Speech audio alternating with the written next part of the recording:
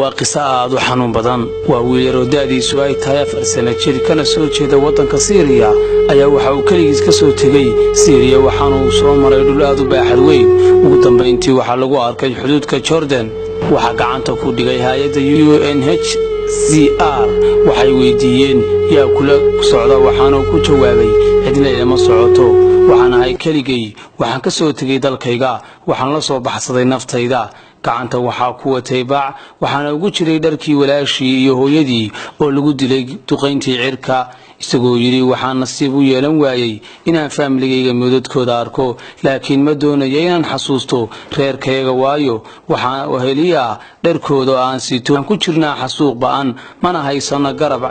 iyo carab عجب iyo muslimiin oo dhan waxaana go'aansaday inaan soo haajiro xabsi la'aan mana garanayo meeshaan hadda ku suganahay waxa uu yiri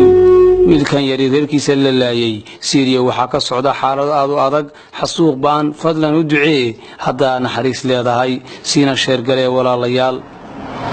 waxa qisadan aad u ka xanuunka badan ila socodsiinaya walaalkeena Cabdiraxmaan Lul